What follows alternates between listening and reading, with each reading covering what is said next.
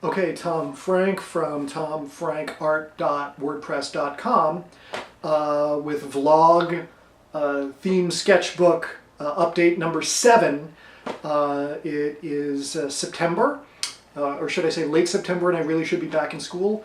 Some activity since the last update. We had sketchbook number 3. I had met a gentleman at Anime Expo who was an instructor at Art Center in Pasadena, a very prestigious art school, and he was selling some sketchbooks that he had, which had vellum on every other page, and it was really interesting. And he was a great artist, and some great mechanical stuff in the demonstrations that he was giving. And I told him about the project. His name was Daniel Park. I asked him if he would do a page, and he said yes. I emailed him, so I brought the sketchbook to Art Center, gave it to him, and he came back with a beautiful drawing. It's kind of this sort of steampunk airship looking thing, and when something isn't exactly on the theme of evil giant robots, I like to contort the image that is presented to me in a way that it is. So in my mind, this airship transforms into an evil giant robot, and sometimes I like to draw out the transformed version of things that don't exactly align up with the theme. From that, I went to I'm going to jump around. I went to the Society of Children's Book Writers and Illustrators Summer Conference, and a guest there was David Wiesner, who has won 3 Caldecott Awards for Three Little Pigs, for Tuesday, and for Flotsam.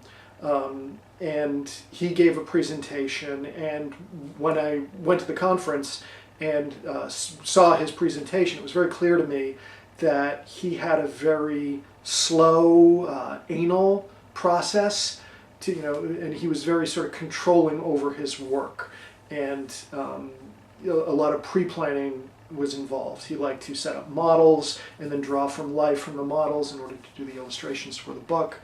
And afterwards I told him about the project, and I could see, as I expected, sort of this gleam in his eye that he wasn't used to or comfortable drawing sort of on the spot. And I said, hey, could you do like a quick frog robot on a lily pad or something like that? And he thought about it and signed some more books and said, I'm not comfortable doing it. And you got to just go with that. I don't like to be aggressive when people say no. So I just moved on, and there was a portfolio showcase of people attending the conference. And the winner, Maral Sassoni, I'm not sure if I'm pronouncing her name, I just went up to her and I explained the project. And similar to David Wiesner, she was not comfortable doing something on the spot, but she, even though she's from France, she said that she was staying in Los Angeles for an extended period of time, and I could contact her through her website, and she would be willing to do something once things died down for her. She just won this big illustration showcase. So about like a week and a half later, I did drop it off to her. She was staying just north of Sunset in a very wonderfully interesting house. And so I gave it to her, and like 10 days later she got back to me and said that she was done, and it was a masterpiece. It was beautiful, it was very European looking, and different than anything else in the sketchbook. So just sort of like on a whim, saying maybe I should approach her, try and get someone else who's won a summer conference to do a page. It was just a very valuable addition to this project. That same night that I dropped it off, I took sketchbook number 3 to a signing at the Grove, where Brian Konietzko, I'm not sure if I'm pronouncing his last name, I always mess it up, co-creator of Avatar. I also, about a month earlier I got Michael Dante DiMartino at the same location, and now I got the other creator of Avatar. He did a mecha tank, which is, this piloted robot from Legend of Korra Season 1. They just started Season 2. There was a gentleman who runs a gallery in downtown Los Angeles, Q-Pop Shop, and he had an exhibit on Go Nagai, sort of a tribute show where lots of artists contributed stuff. I have some paintings from Go Nagai that I lent to the show, and I had him do a page, and it was beautiful. Very much on theme, exactly what I'm looking for. Obviously a huge Go Nagai fan, so he really got it.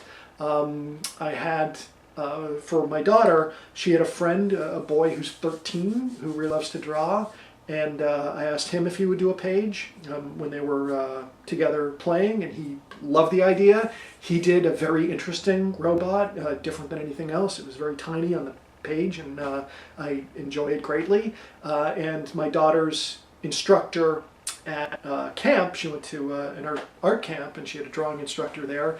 I asked him to do a page, and he did one. And then I took the two sketchbooks. I've sort of been laying off on sketchbook number 1, which has 75, 82 pages already done. You know, I'm really just picking and choosing who does the remaining few pages there. But sketchbook number 2 and number 3 I took to the Ventura Comic-Con. I got 7 pages that day. I did approach Howard Chaykin, who lives in Ventura. He was there, and he just wasn't comfortable drawing anything robotic. That's fine. But I got some other great drawings while I was there. And just moved forward. There was a signing this fall. The fall really is the season of children's book illustrator signings. You know, a lot of books come out, and they're just all over the place, and that's sort of the focus of where I'm going now. You know, I've got all 3 sketchbooks back. I'm going to send them all out, basically. But in town was Erin Steed, or Stead, I'm not sure. I always thought it was Steed, but when she was introduced it was pronounced Stead, and her husband Philip were doing a signing, and she won a Caldecott a few years ago for A Sick Day for Amos McGee, which is a great book.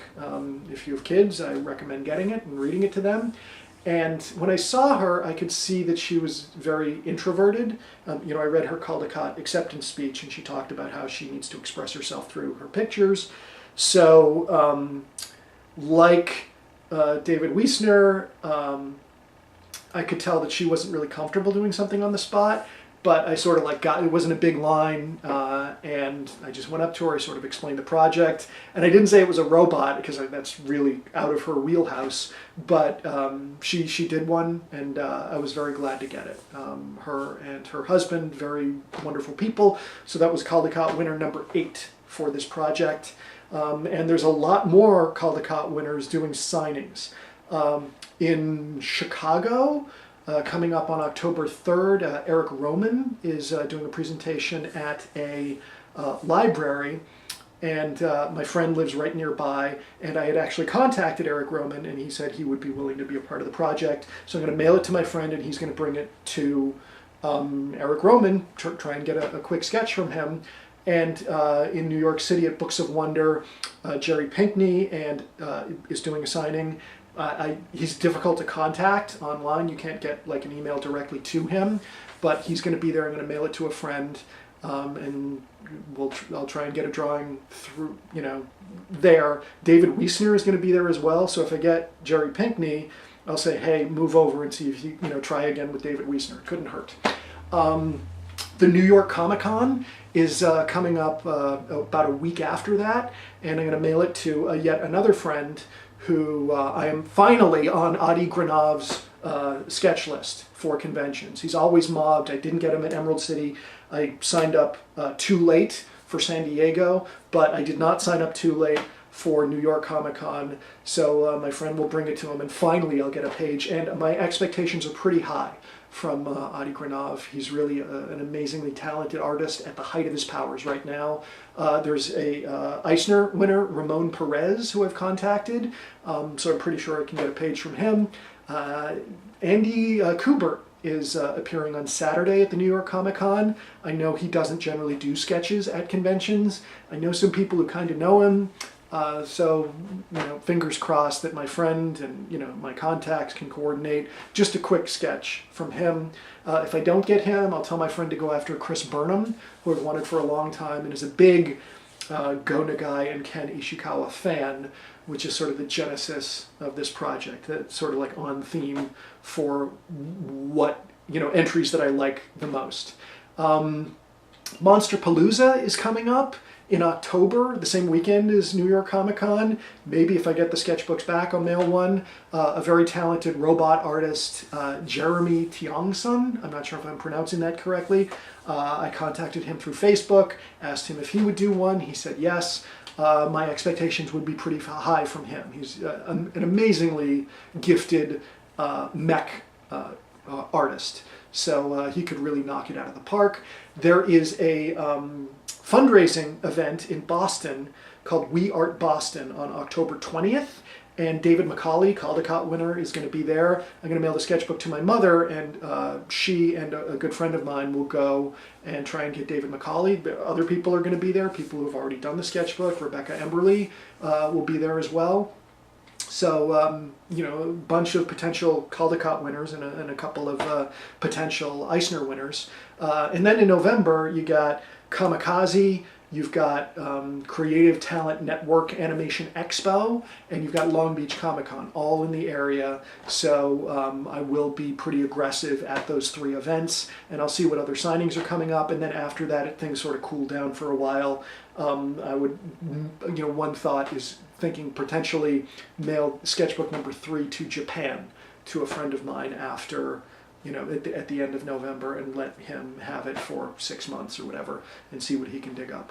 So lots of activity since the last update, and lots more to come. The adventure continues.